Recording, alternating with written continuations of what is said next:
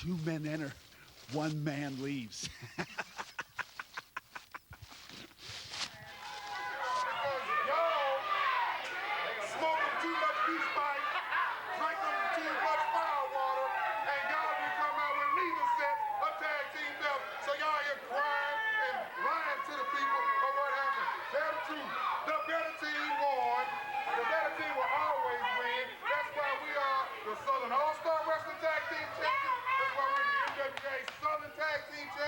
And that's why y'all sitting out here with dead buzzards on the top of your head, crying, trying to get another title match at January 4th, New Year's Brawl. Ain't happening.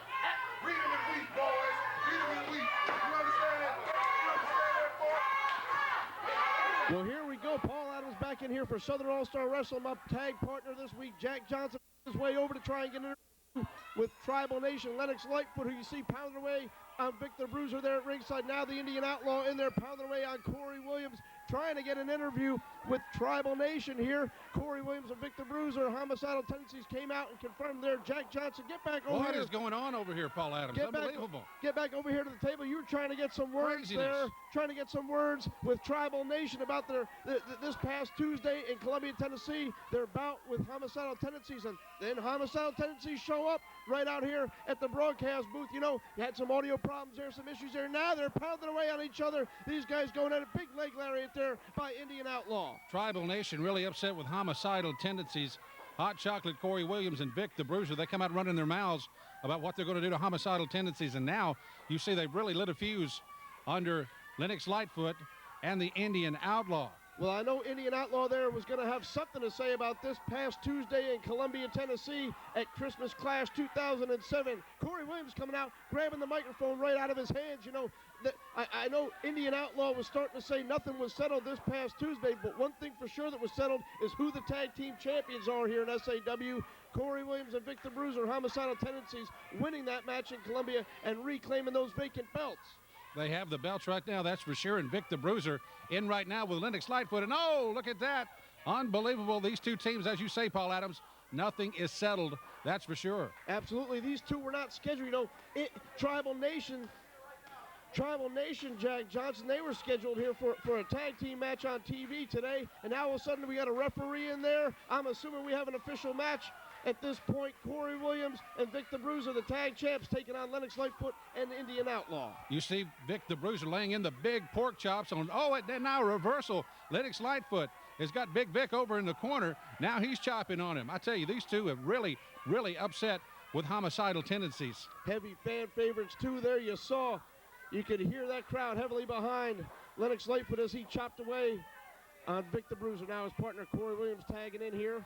And they've got Lightfoot isolated on their side of the ring. And a little showboat there by Kory Williams, mocking the Native American tag team of Tribal Nation. Two individuals from different tribes that have been united, really, Jack Johnson, by their confrontations over the last couple of weeks with Kory and Vic. Different tribes. Yeah, I tell you, one is the Slap-a-Hole tribe. Chocolate Kory Williams has been talking about. I don't know what kind of tribe that is, but he calls it the Slap-a-Hole tribe. And right now they're slapping around Lennox Lightfoot. Well, the Slap-a-Hole tribe, they come from East Nashville. East Nashville. I've never heard of that tribe. That's Chief Bootknocker right there. Chief Bootknocker. I'm not familiar with that tribe at all. I'm not much on their coat of arms. Vic now in there just measuring at this point. Lennox Lightfoot. Lightfoot trying to fire back with some shots to the midsection. That's a mighty furnace right there for Vic to fuel, and those shots not having any effect on the big man. Just bouncing off Vic the Bruiser. He's like one of those rubbery toys, you know, you jump up and down on, and Vic uses that to his advantage. He's a big man in there with big chops across the chest. He's lighting up the chest. He calls those the pork chops, Paul Adams. That's what he puts on them. Swing and a miss by Vic. High cross body. Lennox Lewis has got the cover. 1-2, and Hot Chocolate Kory Williams effectively distracting the referee once again. 1-2 count, and no, Vic the Bruiser should have been pinned there, Paul Adams, but he wasn't. Smart move there by Kory Williams. Not only was he distracting the referee, preventing Lennox Lightfoot from getting a 3 count there, but he's also given Jack Johnson, giving his tag team partner Vic the Bruiser a couple extra seconds to catch his breath there. Notice how Paul Adams, notice how they're keeping Indian Outlaw on the outside of the ring. Hot Chocolate Kory Williams and Vic the Bruiser just wearing out Lennox Lightfoot, not letting him get over to that corner because there's a great big old Indian over in the corner in Indian Outlaw. Yeah, and he's fired up at this point, not just from what we've seen here in the last couple of minutes, the last couple of weeks. Some of the comments of Kory Williams and Victor Bruiser, like I said, have united these two individuals, and they have formed Tribal Nation. Now, big springboard, tomahawk chop there. It's the four wins tomahawk chop. We can say it together. And we've seen it, yeah, Jinx. We've seen it finish off a lot of opponents here in SAW. Now, Indian Outlaw here, rallying the troops, rallying behind his partner, Lightfoot here, trying to get them fired up, and Lightfoot needs to make a tag, and Kory heading towards Vic here, trying to tag out as well. Indian Outlaw sending up some smoke signals, if you will, to Lennox Lightfoot. And there's a tag. There's a tag right now coming in. Victor Bruiser. He wants none of it. And boom, big chops over the head of Victor Bruiser and Hot Chocolate. He's just chopping them down like a big tree. Indian Outlaw firing away here. He don't need no coffee in his cup this week. He's fired up. Big chops across the chest. Victor Bruiser is not wanting any of the Indian Outlaw. And big high fist to the head. Victor Bruiser down on the outside. Hot Chocolate rolls Lennox Lightfoot to the concrete, but the Indian Outlaw standing in the middle of the ring, and he's got the feet of Victor Bruiser, and boom, he hits the mat. Vic down hard in the center of the ring now, not sure what the Indian Outlaw is motioning for now. Is he going to go up to the top rope? We've seen him finish off quite a few opponents up there from up in that area too. Jack Johnson with his tomahawk, the count on, and he nailed made it rain. He went up and made it rain right there now with the cover. All the referees, is he looking? Here's the cover. 1, 2, and no Hot Chocolate. Kory Williams with the double axe handles over the back of the Indian Outlaw. Referee for the second time in this match, Jack Johnson, a little bit out of position. Second time there, one of the members of Tribal Nation has had a member of Homicidal Tendencies, the tag champs, down for more than literally more than a 3 count, Jack Johnson. Kory Williams has reached under the ring and thrown in a steel chair to Victor Bruiser. He's throwing in another steel chair. Vic's measuring him right here. Oh, wait a minute. Oh, big shot to the head of Indian Outlaw, and that's it. They've been disqualified, Paul Adams. He says that's it. Yeah, that'll do it for this one. Now, Vic threatening the referee with that steel right there, and Kory Williams now in with a second steel chair, Jack Johnson. What is going on right here? What is going on, Paul Adams? Victor Bruiser now draping the bottom of that chair over Indian Outlaw's throat. He's got it across his throat. Oh, my God.